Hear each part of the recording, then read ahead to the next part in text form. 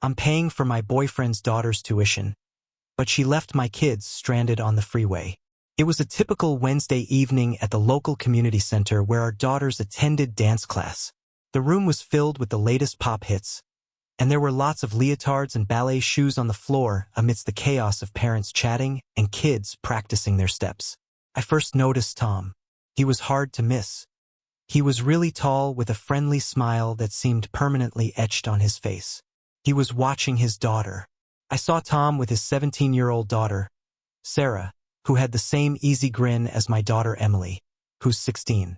I usually drop Emily off and head back to pick her up after class. But that day I decided to stay. I found a spot on the bleachers right where I could see the dance floor. I was trying to figure out a problem at work when Tom sat down next to me. He said, "Tough routine, huh? Learning today, huh?" he commented, nodding toward the girls. We started chatting, mostly just small talk about our kids and how they were handling school. Turned out we had a lot in common. We were both single parents. I was divorced for 5 years from a man who turned out to be less than reliable. Tom was a widower who lost his wife to illness 3 years back. There was a kind of ease in talking to him, probably because we both understood the trials of raising a teenager alone. As weeks turned into months, our casual chats became a routine. We'd share coffee after dance class, sometimes even dinner with the kids. Over the next few months, our casual chats became a routine. We'd often share coffee after dance class or even dinner with the kids. I learned that Tom worked in IT and had flexible hours, which allowed him to spend a lot of time with Sarah. Meanwhile, I was juggling my job at a marketing firm with being a mom, which meant lots of late nights and even more takeout dinners. One chilly evening in November, over cups of steaming hot chocolate, Tom brought up the idea of moving in together. He thought it might be good for us. He said the girls got along and it could be easier on us financially. I was surprised at first, but the more I thought about it, the more sense it made. Both our leases were up for renewal, and the girls seemed to enjoy each other's company. There were no complaints. Moving in together was one thing, actually doing it was another. We spent weeks looking for the right place, somewhere close to both their schools and our jobs. We finally found a house that needed a bit of work, but it was spacious and in a great neighborhood. The move itself was chaotic, with boxes everywhere, furniture that didn't fit, and a never-ending list of things that needed fixing. But it was ours, and it felt like a fresh start. The girls each picked their rooms and were excited about decorating them. Sarah's room quickly filled with posters of her favorite bands and a shelf for all her dance trophies. Emily, on the other hand, chose a quieter setup she filled her space with books and a small desk where she could draw. I felt a sense of accomplishment. Maybe this was going to work out after all. Our first dinner together in the new house was a makeshift affair, pizza on paper plates because the kitchen was still a mess. We sat on the living room floor laughing and sharing stories about our first disastrous cooking attempts. It was nice feeling like a family, even if it was a bit unconventional. As the days turned into weeks, though, it became clear that blending our families was going to be more challenging than I'd thought. Emily and Sarah were polite to each other, but there was a tension that hadn't been there before. Simple things like whose turn it was to choose the movie or disagreements over chores started to create friction. Living together as a newly blended family had its share of daily ups and downs. The mornings often started off well enough with Tom whipping up his famous pancakes and bacon. The evenings were a different story. It was becoming clear that blending our families was going to be more challenging than I'd thought. Emily and Sarah were polite to each other, but there was a tension that hadn't been there before. Simple things like whose turn it was to choose the movie or disagreements over chores started to create friction. Living together as a newly blended family had its share of daily ups and downs. The mornings often started off well enough with Tom whipping up his famous pancakes and bacon. The evenings were a different story. The novelty of our new living arrangement wore off pretty quickly. The reality of it all was a lot more complex. Tom was a hands-on dad, always trying to balance fairness with fun. He had this way of turning chores into games, which worked wonders for Sarah, but didn't always click with Emily. My approach was a bit more structured, leaning on routine to keep things running smoothly. With my hectic work schedule, these differing styles occasionally clashed, particularly when it came to enforcing house rules. Homework time was often a battleground. Sarah was always the procrastinator, so she needed constant nudges to get started, while Emily preferred to dive right in. After school, I found myself mediating more than I'd expected, trying to support Tom's more lenient approach while still holding on to my own principles about schoolwork and responsibilities. Dinner times were our attempt at bonding, a moment to come together and share our day's experiences. I tried to keep things light, often encouraging the girls to talk about the good parts of their day. Some evenings were great. We laughed and told stories. Other nights were tense, especially if we'd had a fight over something small like what TV show to watch or whose turn it was to do the dishes. One evening sticks out in my mind. I tried to introduce a new rule: no phones at the dinner table. The idea was to encourage more face-to-face interaction, but it didn't go over well. Sarah thought it was too strict, and even Emily, as a general rule, the rule follower, saw it as an overstep. Tom backed me up, but I could tell he was conflicted. He wanted to support me, but he didn't want to upset his daughter. Our weekends were supposed to be our time to relax and enjoy family outings. We planned trips to the local park, movie nights, and even a couple of barbecue evenings with neighbors. These activities were hit or miss. Sometimes the girls would get along famously. They'd laugh and joke like sisters. Other times, they'd barely speak to each other. They'd stick to their phones or bring a friend along as a buffer. We tried to give them space and not force the issue of bonding. We hoped that over time they'd find common ground without our interference. But as weeks turned into months, it seemed the divide only grew deeper. It was during one of our Saturday outings to a local museum that I realized the full extent of the tension. Emily was interested in the art exhibits, lingering over paintings and sculptures, while Sarah rushed through, more interested in the gift shop than the girls had different ideas about lunch. Emily wanted to go to one place, Sarah wanted to go somewhere else. Neither was willing to compromise. Despite this, there were moments of genuine connection. I remember one rainy Sunday when the power went out. We ended up playing board games by candlelight. It was one of the few times I saw the girls laughing together. The competitive spirit of the game brought out a camaraderie that was rare for them. Tom and I were happy to see this. I exchanged relieved smiles across the game board, hopeful that maybe this was a turning point as winter approached. The holidays added another layer of complexity, and we all had traditions we held dear. Tom and I were determined to honor them all.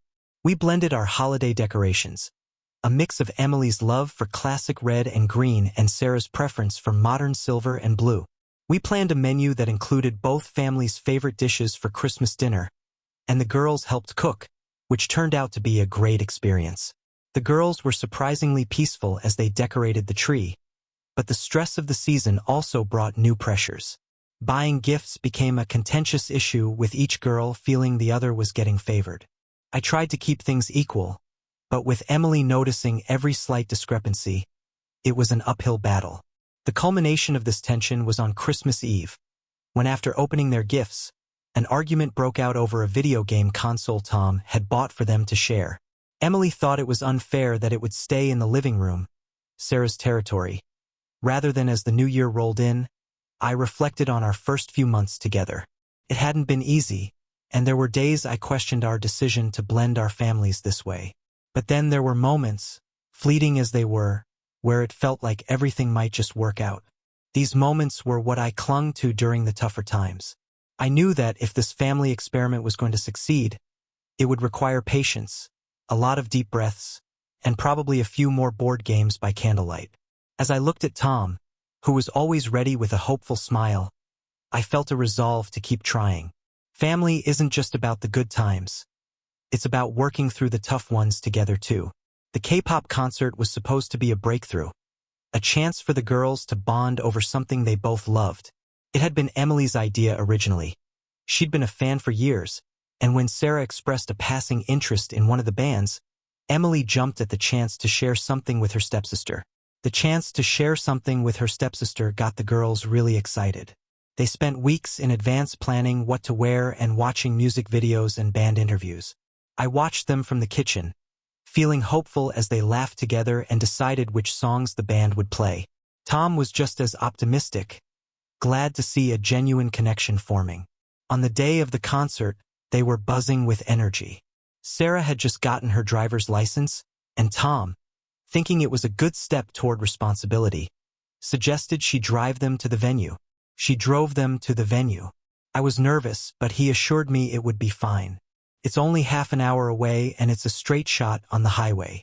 After some back and forth, I agreed, handing over the keys to my car with a reminder about safety.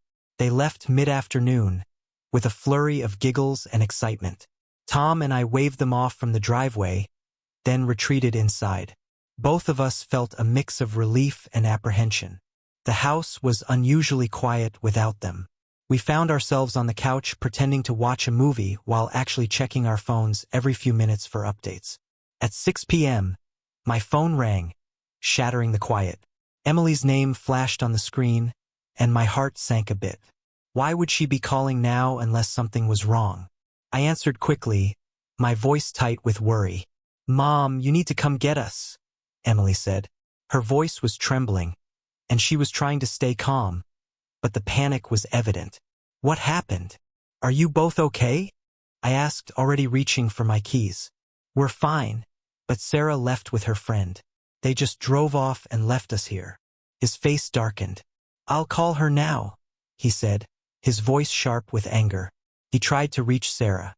I organized an Uber to pick up the girls. It was a difficult situation, and I had to fight the urge to drive out there myself. Tom and I spoke briefly, and the conversation was heated. When he hung up, his expression was grim. "She's on her way to the concert," he said, clearly trying to keep his composure. "It was a misunderstanding. She left them stranded." "Tom, that's not just a misunderstanding. I was really scared for my daughter and I got really angry. I was so frustrated when I found out what my stepdaughter did. My daughter was stranded because of her, and I couldn't just let it slide. So I called my stepdaughter to figure out what was going on. When I finally got her on the phone, I didn't expect the conversation to go perfectly, but I didn't expect her to hang up on me either. It wasn't just rude. It felt like a slap in the face after everything I've tried to do to build a relationship with her. After she hung up, I was really upset. I mean, who does that? I needed to talk to her to explain how serious what she did was. When I told my fiancé what happened, I thought he'd be on my side, especially since he's the one who always talks about how important it is for us to be on the same page. My fiancé and I have different views on parenting. He was angry with me for what he called overstepping my boundaries. He said I was out of line for trying to parent his daughter. That's why she reacted the way she did. He did end up grounding her, which didn't feel like enough. Grounding is fine for when a kid messes up at school. This felt way more serious. My daughter could have been in real danger because of her actions. A few days without her phone didn't seem like enough, but when I tried to talk to my fiancé about it, he didn't agree. He kept saying things like she's just a kid and kids do dumb stuff, as if that made it okay. I tried to explain that while kids do make mistakes, they also need to learn from them, especially when those mistakes put someone else at risk. He wasn't having it, though. He seemed more focused on making sure his daughter didn't feel too bad than on teaching her a lesson about responsibility. I felt like he was downplaying what happened, and I couldn't just sit back and let that slide. That's when I decided that I wasn't going to keep paying for my stepdaughter's dance classes. I've been covering those costs for a while now because my husband's work hours have been cut, and his ex doesn't pitch in financially. After what happened, I told him that I wasn't going to keep paying unless they both started taking the situation more seriously. I told him that I wasn't going to keep paying unless they both started taking the situation more seriously. I didn't feel like I was being unreasonable. I just wanted them to understand that actions have consequences and that letting her off easy wasn't going to help anyone in the long run. My fiancé didn't see it that way. He said I was being too harsh. He said that taking away something she loves wasn't fair. He said that I was making a bigger deal out of this than it needed to be. She got involved and told me I couldn't take away dance just because her daughter behaved like a teenager. She accused me of overreacting and said I was punishing her daughter for something all kids do. It seemed like no one else could see how serious this was. They both tried to guilt-trip me, saying that without my financial help, their daughter wouldn't be able to continue with dance and that it would break her heart. They even pointed out that they can't afford it on their own, and now they're struggling to pay for her school too. My fiancé's hours have been cut for almost a year now, so I get that things are tight. But I'm not about to reward bad behavior by just going along with things. Nothing happened, but here's the thing.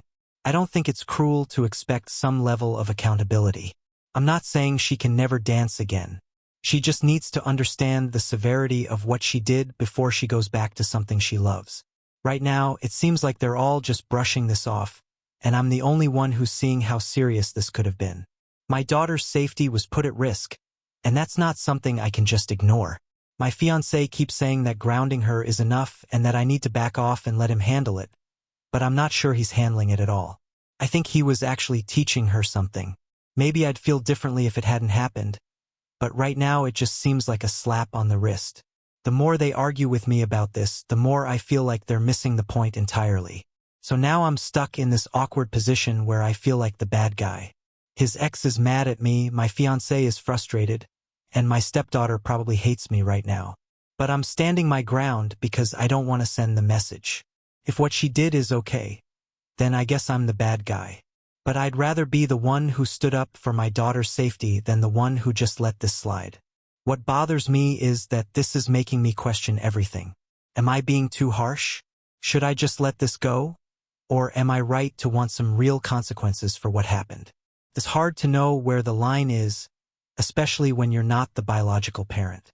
But I can't shake the feeling that if we don't address this now, it'll just lead to bigger problems down the road. I want to be supportive of my fiancé and his daughter, but not at the expense of my own daughter's well-being. Right now, it feels like they're asking me to choose between standing up for what I believe is right and keeping the peace in our family. It's a tough spot to be in, and I'm not sure what the best move is. But I do know that I can't just pretend like everything is fine when it's not. I just found out some more information that kind of adds a new layer to this whole mess. It turns out that part of the reason this situation even happened is because my daughter's friend is the ex-girlfriend of my stepdaughter's friend's current boyfriend. It's as complicated as it sounds, and apparently there's been some drama and tension between them because of that. I guess there's been some quarreling and high school drama going on, and that might have fueled what my stepdaughter did. But honestly, I'm not sure if that really changes anything for me. I get that teenagers can get caught up in their feelings and act out, but I still can't shake the feeling that what my stepdaughter did was completely out of line. Here's the thing. Even if there was drama and even if my stepdaughter felt like she needed to take her friend's side or whatever, it doesn't justify putting my daughter in a potentially dangerous situation. We're not just talking about some petty argument or a bit of name-calling. We're talking about a decision that could have had real consequences, and that's why I'm still so upset. I've been going over this in my head since I found out, trying to figure out what I should do. My daughter felt like she needed to take her friend's side, but that doesn't justify putting her in a potentially dangerous situation. This isn't just some petty argument or a bit of name-calling. It's about a decision that could have had real consequences. That's why I'm still so upset. I've been thinking about this since I found out, trying to figure out maybe I'm being too harsh or missing something. But the more I think about it, the more I feel like my stepdaughter needs to understand that what she did wasn't just typical teenage behavior. It was irresponsible and reckless. If we just brush it off as normal high school drama, what kind of message does that send? I also get that there's a lot of pressure on kids these days, and relationships can feel like the be-all and end-all. You're a teenager. But that's exactly why it's so important for her to learn now that there are certain lines you just don't cross, no matter what drama is going on. My daughter shouldn't have been dragged into this mess just because of some stupid feud between her friend and my stepdaughter's friend's boyfriend's ex. It's just ridiculous. My fiancé, however, seems to think this new information somehow makes everything less serious. He's still stuck on he thinks that now that we know the backstory, we should cut my stepdaughter some slack. He said more than once that she was just trying to be a good friend and that her intentions weren't bad. But I don't think intentions matter in this case. What matters is her actions, and her actions were completely out of line. I'm not saying she's a bad kid or that she doesn't deserve to have friends. She does. It's important to understand that her actions have consequences, and those consequences don't just disappear because there's some teenage drama involved. If anything, this should be a wake-up call for her to realize that she needs to think before she acts, especially when other people's safety is on the line. I'm even more convinced that grounding her isn't enough. It feels like we're giving her a free pass to keep acting out whenever she feels like it, as long as she thinks she's doing it for a friend, and I just don't think that's okay. My fiancé keeps telling me that I need to back off and let him handle it, but I'm finding it harder and harder to just stand by and watch while he lets her off the hook. I'm also worried about the message this is sending to my daughter. She's the one who got caught in the middle of this whole mess, and now it feels like her feelings and safety are being overlooked. I don't want her to feel like her well-being is less important than keeping the peace with my stepdaughter. That's not fair to her, and it's not something I'm willing to accept at this point. I've decided that I'm not going to change my stance on the dance classes. I know my fiancé and his ex are going to be mad, but I feel like this is the only way I want to make it clear that what happened wasn't okay. I'm not doing this to be cruel or to punish my stepdaughter for the sake of it. I'm doing it because I feel like it's the only way to make sure she understands how serious this is. Maybe I am being too harsh, maybe I'm letting my anger get the best of me, but I can't just sit back and pretend like this didn't happen or that it doesn't matter. It does. If that makes me the bad guy in this situation, then so be it. I'd rather be the one who stands up for what's right than the one who lets something like this slide. I'm still going to support my fiancé and his daughter in other ways, but I'm drawing the line here until they both start taking this more seriously. I'm not going to pay for dance classes, and I'm not going to. I hope they'll come around and see where I'm coming from, but if they don't, I'll just have to deal with it. I know I'm doing what I think is right, even if it's not the easy thing to do, and I'm okay with that. I just hope that in the long run, this helps my stepdaughter realize that her actions have real consequences and that she can't just brush things off. It's important for her to learn this lesson now, before she makes an even bigger mistake later on. I thought I'd give you an update on what's been going on. My ex-fiancé and I are now officially separated. He's currently in the middle of moving out of my house. Unfortunately, things have gotten really bitter between us because I refused to back down on my stance about what happened. I didn't change my mind. My decision to stop paying for my stepdaughter's dance classes seemed to be the final straw for him. The more I stood my ground, the more hostile he became. He started saying some pretty cruel things, stuff that really caught me off guard. One of the worst things he said was that I was trying to drive a wedge between him and his daughter, claiming I was competing with her for his affection. Honestly, that's probably the dumbest thing I've ever heard, but it really showed me as a result of this issue, there's been a significant rift between us. It seemed like he was trying to hurt me or make me doubt myself, but it just highlighted that we weren't on the same page. In fact, we probably never were. My daughter finally opened up to me about what was going on at school and with her stepsister. She told me that her stepsister and her friends had been mean to her for a while, even before we all moved in. Together, it wasn't full-on bullying, but it was definitely mean-spirited stuff. My daughter said her stepsister would take her things like her makeup and her favorite tank top and never return them. There was even one time when she borrowed my daughter's laptop and deleted several of her movies without asking. These might seem like small things on their own, but when you add them all up, it's clear that there was a lot of underlying tension between our kids that I had no idea about. What really hit home was when my daughter told me she never told me about any of this because she didn't want to cause more tension between me and my ex-fiancé. She was trying to protect me even though she was the one dealing with all this at school and at home. Hearing that just broke my heart. It made me realize that the relationship between our kids was much worse than I'd ever realized. It made it even clearer that I'd made the right decision after hearing all this. I knew there was no turning back. I decided that it was best for both of us if they moved out, and I told my ex-fiancé that it was time for them to go.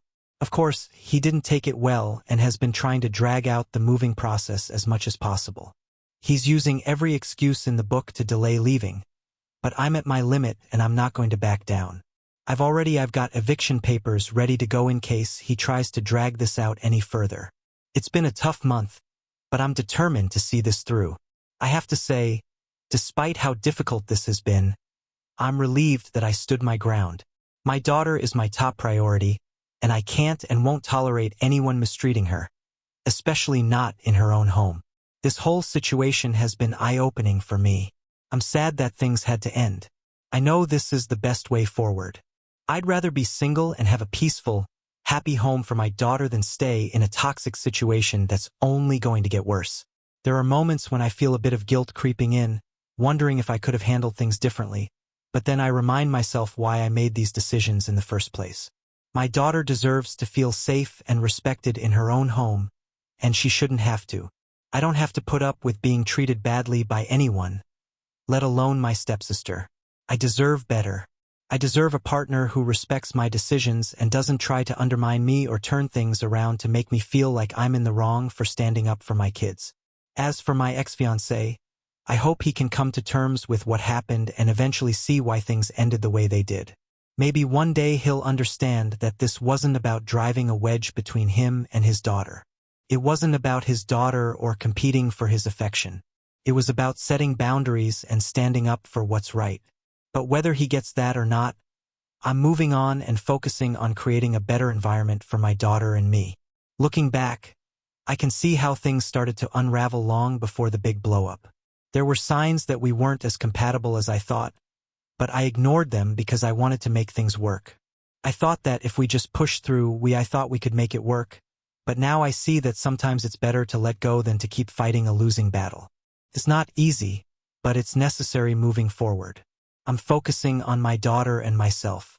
We're both going to need some time to heal from this, but I'm hopeful that this decision will lead to a healthier and happier life for both of us. I'm taking it one day at a time, but I know I'm on the right path. I've already started making plans to do more things together, just the two of us, so we can rebuild our relationship and make some positive memories after all this drama. At the end of the day, I'm proud of myself for sticking to my values and not letting anyone push me around. I know I made the right decision for me and my daughter, and I'm looking forward to what the future holds. It's not going to be easy, but we're strong and we'll get through this together.